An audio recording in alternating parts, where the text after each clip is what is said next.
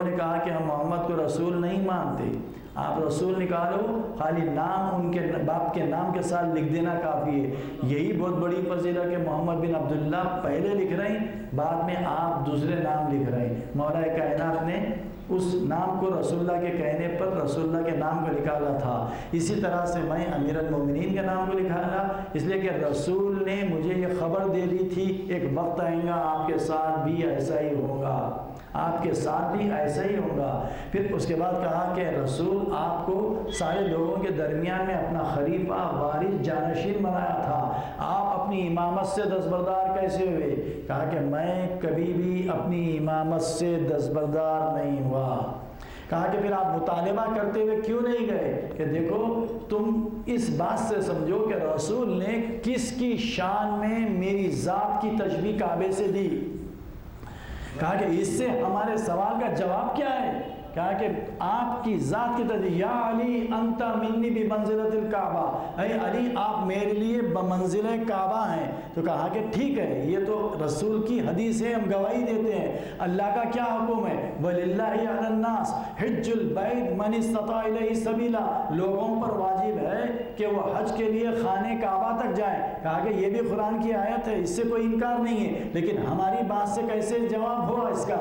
کہا کہ جب میری مثال کعبے کی ہے تو خواہ وہ یورپ میں رہے، امریکہ میں رہے، شرق میں رہے، غرب میں رہے، شمال میں رہے، جنوب میں رہے، اسے کعبے تک آنا پڑے گا۔ تاتی والا توتی، کعبہ اس کے پاس پھرتے ہوئے نہیں آتا۔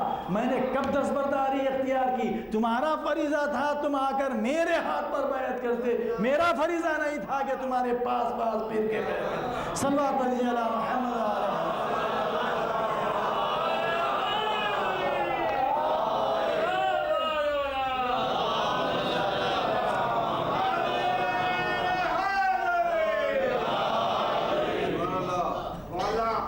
لوگوں نے کہا التوبہ التوبہ یا امیر المومنین، غلطی ہوئی، ہم معافی چاہتے ہیں۔ 12,000 میں سے 8,000 ابو ایوب انصاری کے علم کے نیچے ٹھہر گئے جنہیں امان ملی۔ اب اس کے بعد جو 4,000 تھے ان لوگوں نے تیروں کی بارش کی، بس یہ جیسے ہی اقدام کیے مولا نے کہا کہ بس جنگ کا آغاز کرو اور اس فتنے کو ختم کرو۔ دیکھتے ہی دیکھتے 4,000 میں سے صرف 9 ایسے تھے جو مختلف سمتوں میں بھاگ کر اپنی جان کی حفاظت کیے، باقی کے سب فی النار و سقر ہوئے، واصل جہنم ہوئے۔ صرف 9 ایسے تھے جو علی کی طرف کے مجاہدین شہید ہوئے، ادھر 4,000 ختم ہو گئے، صرف 9 باقی تھے۔ اس کے بعد یہ خبر اطلاع ملی ام المومنین عائشہ کو، انہوں نے کہا کہ مجھے کو بڑی فکر ہے کہ یہ نہروان کی جنگ میں مدحج کو کس نے قتل کیا۔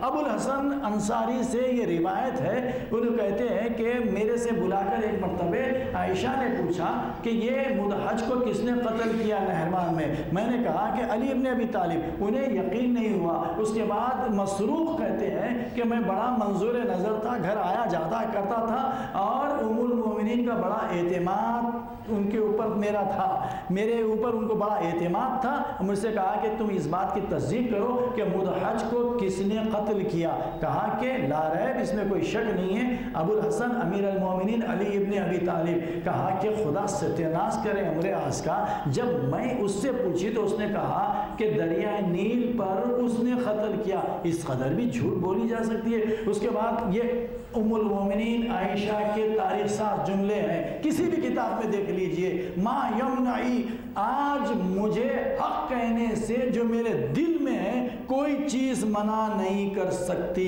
جو رسول نے علی کے متعلق کہا کہ دیکھو جب یہ لوگ خروج کریں گے تو ان کو مارنے والے بہترین خلقت عالم میں سے ہوں گے، جو ان کے ہاتھ سے مریں گے وہ بدترین خلقت عالم میں سے ہوں گے۔ اس کے بعد فرماتے ہیں کہ جس نے مدحج کو قتل کیا وہ خیر البریہ ہے، اور جو قتل ہوا وہ شر البریہ ہے۔ اور اللہ اور رسول کے پاس سب سے زیادہ قربت اللہ اور رسول کے پاس اسی شخص کی ہے جو مدحج کو قتل کیا، اور اس کا وسیلہ اللہ کے پاس سب سے زیادہ مقبول ہے۔ اور رسول نے یہ بھی فرمایا علی مع الحق والحق مع علی، علی حق کے ساتھ ہے اور حق علی کے ساتھ ہے۔ صلوات اللہ محمد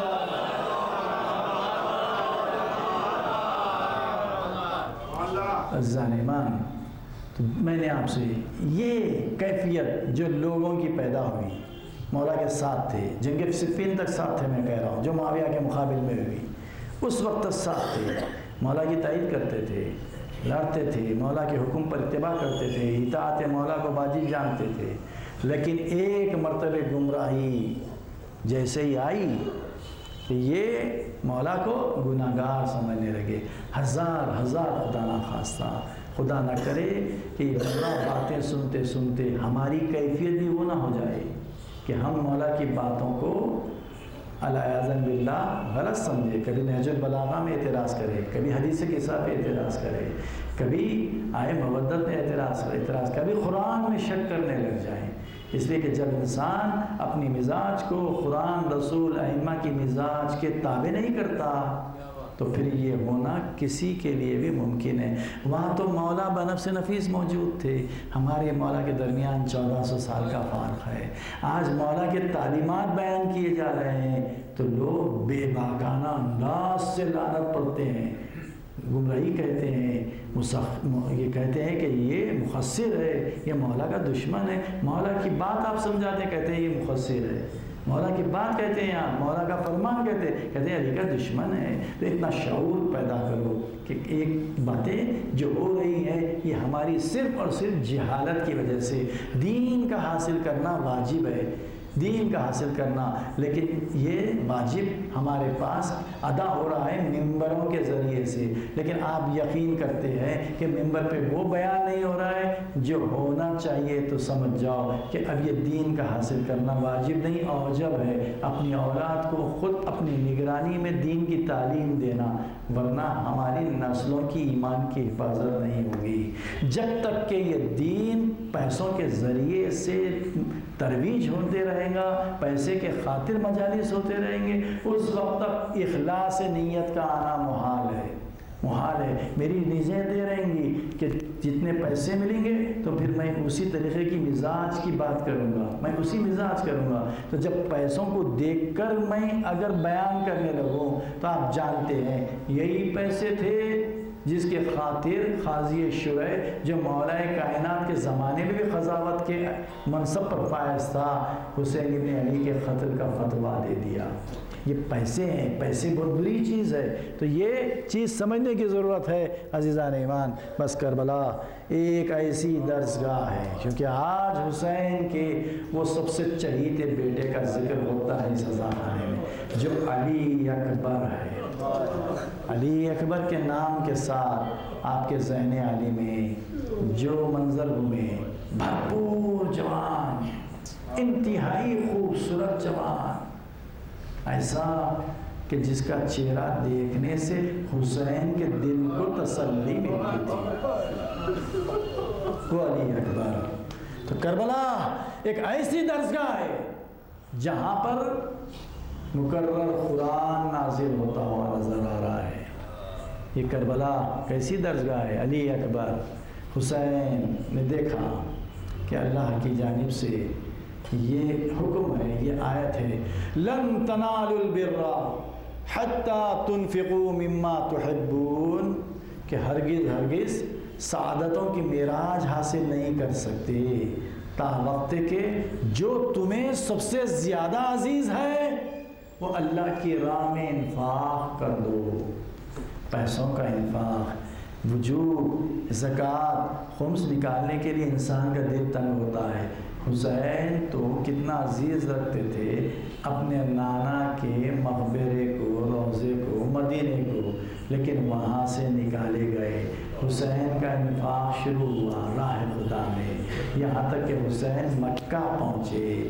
حج حسین کو کتنا عزیز تھا، اسلام کی حمیت کو بچانے کے لیے حسین نے حج کو عمرے سے بدلا تاکہ حرمت کعبہ محفوظ ہو جائے۔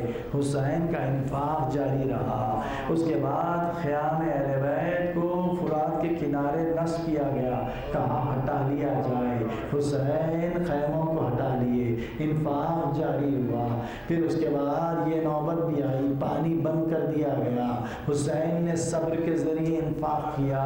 العطش العطش کی آوازیں بلند ہوئی، حسین یہ پیاس کو برداشت کیا، بچوں کی بلبلاہٹ کو برداشت کیا، انفاق حسین کا جاری رہا۔ اب اس کے بعد یہ حسین کی آیت سامنے آئی، لن تنالوا البر حتی تنفقوا مما تحبون۔ کئی لاشیں آ چکے، حسین صبر کرتے رہے۔ اب اس کے بعد ایک ایسی شبیہ پیغمبر کو، ایسی قربانی کو حسین نے اللہ کی بارگاہ میں پیش کیا کہ اس کے بعد اب حسین چاہتے ہیں کہ جتنے بھی اب حسین کے ساتھی رہ جانے والے ہیں، ایک کے بعد ایک سب ختم ہو جائیں گے، تو اب حسین نے اپنے اس عمل کو اللہ کو شاہد بنایا، مالک تو گواہ رہنا، اب تیری بارگاہ میں ایسی قربانی پیش کر رہا ہوں جو خلق و خلق منطق نبی سے سب سے زیادہ مشابہ ہے۔ جب کبھی میں یا میرے خانوادے کے لوگ مشتاق زیارت رسول ہوتے تو اس جوان فرزند کے چہرے کو دیکھ لیتے۔ نہیں معلوم علی اکبر میں کیسی کیسی خوبیاں موجود تھیں جو حسین نے یہ تین جملے نہیں، تین فضیلتوں کے ایسے ذخیرہ رکھنے والے باپ ارشاد فرمائے قیامت تک اس کی تفسیر محال ہے۔ اب یہاں پر حسین نے علی اکبر کی جو تفسیر بیان کی وہ اخلاق کی، کمالات کی، خلقت کے ذریعے، خلق کے ذریعے، منطق کے ذریعے، علمیت کے ذریعے، علمی جامعیت کے ذریعے، تقوی کے ذریعے، معرفت کے ذریعے یہ چیزیں حسین نے بیان کی۔ اب علی اکبر جیسے خیمے سے باہر آئے، اب اس کے بعد دیکھتے ہیں کہ حسین نے کہا کہ بیٹا جاؤ خدا حافظ۔ یہ بڑا مشکل مقام تھا، یہ حسین ہی ایسے صابر آقا کے لیے ممکن تھا کہ باپ ضعیف ہو کر موجود رہے، زندہ رہے اور اپنے بچے کو بھیج دے۔ انسان دنیا میں کماتا ہے اولاد کے لیے، لیکن حسین اپنی کل کمائی اللہ کی بارگاہ میں دے رہے ہیں۔ سوچئے کہ حسین کا مقصد شہادت کا کتنا عظیم ہے۔ علی اکبر کی شہادت گوارا ہے، لیکن دین میں تبدیلی، دین کی حفاظت مقصود ہے۔ اب حسین چلے، اب اپنے علی اکبر کو بھیجا، علی اکبر اپنی جوانی کے اعتبار سے دیکھ رہے ہیں صبح سے وقت آ گیا، اشیاء بابا کو ستا رہے ہیں، ہمارے بابا کے ساتھیوں کو، دوستوں کو تحقیق کر رہے ہیں، بچوں پہ پانی بند کر دیا، العطش کی آواز آ رہی ہے، بچے بھوک سے بلبلا رہے ہیں، کوئی بچہ ایڑیاں رگڑ رہا ہے، پورے جذبات علی اکبر کے ذہن میں ہے۔ اب اپنے وہ پورے جوش جہاد کے ساتھ علی اکبر بھرپور جوان ہے، حسین کے بازو برابر بیٹے ہیں، ارے بنی ہاشم کا وہ بچہ جو حسین کے بعد سب سے زیادہ اشیاء کو واصل جہنم کیا، اب گھوڑے پر بیٹھے، بھرپور جوانی کے اعتبار سے پورے جذبات کے ساتھ ایڑ لگائی۔ علی اکبر نے محسوس کیا کچھ گام آگے بڑھے، ارے کوئی ہے جو آہٹ آ رہی ہے، پلٹ کے دیکھا تو گھبرا کے گھوڑے کو روک دیا، ارے ضعیف باپ کمر کو تھامے ہوئے۔ جزاکم ربکم آزادارو۔ ایک مرتبہ علی اکبر چلے، علی اکبر نے گھبرا کے کہا بابا کیا آپ نے مجھے اجازت نہیں دے دی؟ کہا کہ بیٹا اجازت تو دے دی، محلن یا ولدی علی، میرے بیٹا جاؤ، دھیرے دھیرے جاؤ، نگاہ امامت دیکھ رہی ہے، ابھی یہ بچہ بھرپور شبیہ پیغمبر، کیسا خوبصورت جوان ہے، دیکھتے ہی دیکھتے خاک و خون میں مل جائے گا۔ بھائی امامت جانتے ہیں لیکن باپ ہے یہ جملے کا آگے جاؤ بیٹا، لیکن دھیرے دھیرے علی اکبر چلے۔ وہ مارکۃ العرا جہاد کیا، روایتوں میں ہے کہ الامان الحفیظ کی آوازیں آ رہی تھی، کافی اشیاء کو واصل جہنم کیا۔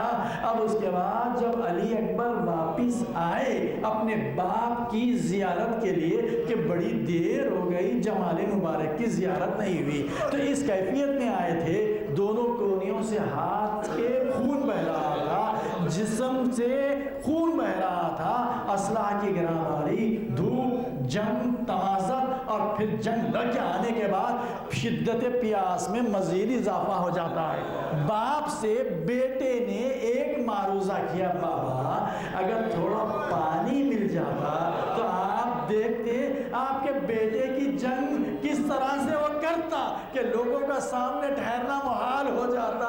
ایک مرتبہ حسین نے کہا میرے لال لاؤ شاید تمہارے دہن کو سکون مل جائے، تمہاری زبان میرے دہن میں دے دو۔ علی اکبر نے اپنی زبان اپنے بابا کے دہن میں دی نہیں، یہ تصدیق تھی علی اکبر کی۔ ایک علی اصغر نے تصدیق کی تھی میں پیاسا ہوں، پپڑے آئے ہوئے ہونٹوں میں زبان پھیری تھی۔ ایک علی اکبر نے اپنی زبان دے کر زبان کھینچ لیے، بابا آپ کے زبان دوخت ہے تو مجھ سے زیادہ خشک ہے، ارے کانٹے آ چکے ہیں۔ کہا بیٹا صبر کرو جاؤ۔ اب علی اکبر چلے، کسی شقی میں مجال نہیں تھی علی اکبر کا سامنے سے مقابلہ کرتا۔ علی کے گھرانے کے یہ شیر ہیں، کچھ تو کہ رشتے لگ گئے، اب دیکھا کہ کام ایسا نہیں چل سکتا۔ چھپ کر ظالم نے دھوکے سے ایک برچھی کا پھل لگا۔ عزاداروں روایت میں یہ ہے کہ وہ پشت سے لگ کے سینے کی طرف نمودار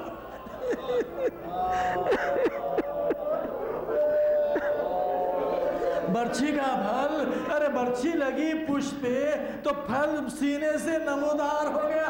علی اکبر اب سنبھلا نہیں گیا۔ دو روایتیں ہیں کہ گھوڑے کے پاؤں میں ہاتھیں ڈال دیے، اس کے بعد آواز دی بابا جان میرا سلام آخر قبول کیجئے، اب حسین چلے۔ ارے بوڑھا باپ سوچے، حمید کہتا ہے میں نے دیکھا، دشمنوں کا راوی کہتا ہے اس وقت تک حسین کی ریش مبارک سیاہ تھی، لیکن علی اکبر کی آواز کا صدمہ یہ ہوا ارے ایک بار کی حسین کی ریش مبارک سفید ہو گئی، آنکھوں کا نور جاتا رہا، کبھی سیدھی سمجھاتے کہتے اینا اینا یا ولدی علی، اینا اینا یا ولدی علی، آواز نہیں آتی۔ علی اکبر کے قریب جب حسین پہنچے، خدا کسی باپ کو یہ منظر نہ دکھلائے۔ آپ صاحبان اولاد ہے، دیکھیے کہ ایک ضعیف باپ جس کا ایسا لائق فردن جانثار شجاع بہادر بے مثل و نظیر اس حالت میں پڑا ہے کہ جیسے علی اکبر، دو روایتیں ہیں، جیسے علی اکبر گھوڑے کی باہوں میں گر گئے تو اب گزرتے تھے گھوڑا دھیمے دھیمے، دونوں سم سے ظالم علی اکبر کے جسم پر تلواریں مارتے تھے۔ جب علی اکبر سیدھا دراز ہو گئے، باپ نے اس منظر کو دیکھا کہ جسم پر جسم چھلنی چھلنی ہے، دونوں سم سے خون بہ رہا ہے اور علی اکبر اپنے ہاتھ سینے پہ رکھے ہوئے ہیں۔ یہ منظر ہے کہ باپ دیکھ رہے ہیں کہ ایک پیر دراز کرتے ہیں، حسین دیکھ رہے ہیں علی اکبر ایک پیر دراز کر دوسرا پیر کھینچ لیتے ہیں، دوسرا پیر سمیٹتے، دوسرا پیر دراز کر دیتے۔ یہ علی اکبر کے جو تکلیف تھی اس کا اظہار ان قدموں کے اضطراب سے ہو رہا تھا۔ اب حسین گھوڑے سے نیچے آ گئے، آنے کے بعد فطری عمل تھا، ایک مرتبہ اپنے آپ کو علی اکبر کے بازو لٹا لیا۔ لٹانے کے بعد روایت میں ہے کہ ایک مرتبہ بایاں ہاتھ زمین پہ رکھا، سیدھا ہاتھ باہوں میں ڈال دیا، انتہائی قریب سے کہا بیٹا علی تمہارا باپ آیا ہے، آواز دے دو میرے لال، آواز نہیں آتی۔ ایک مرتبہ اٹھے، اب سیدھا ہاتھ رکھا، بایاں ہاتھ باہوں میں ڈال دیا، انتہائی قریب سے کان کے اے میرے بیٹا آواز دے دے، تیرا بوڑھا باپ آیا، آواز نہیں دیتے۔ عزادارو ایک منظر حسین نے دیکھا، آپ سن سکیں گے چند جملے، جزاکم ربکم، خدا آپ کو کسی غم میں نہ رلائے سوائے غم سید الشہداء کے۔ یہ عجیب منظر ہے، دل تھام کے سن لیجئے۔ ایک مرتبہ حسین نے دیکھا دونوں ہاتھ سینے پہ ہے، اب ہاتھ کا سینے پہ سے ہٹایا تو ایک منظر دیکھا کہ برچھی کا پھل نظر آ رہا ہے۔ دیکھیے برچھی کا ہی کی ہوتی ہے یا لکڑی کی ہوتی ہے یا حدید کی لوہے کی ہوتی ہے لیکن پھل لوہے کا ہوتا ہے۔ علی اکبر کی شجاعت بہادری کا عمل دیکھیے کہ حسین نے اخلاق کمال علمیت کا کہا تھا لیکن کیسی شجاعت تھی اس علی کے بیٹے میں، جیسے ہی پھل لگا یہ ذہن کہتا ہے علی اکبر نے انگڑائی لی، ارے برچی جسم میں ٹوٹ گئی، کیسی شجاعت تھی علی اکبر، آئے حسین نے بھایا گھٹنا دکھایا، ارے عمل کا نکالنا تھا یا علی، ارے علی اکبر کی بھرپور جوانی کے سائے ساتھ وہ خون کا بھوارا حسین نے رخسار رکھ دیا۔ الا دنیا بعد کلفا، اے میرے لال تیری موت نے، اے بیٹا میری زندگی پر خاک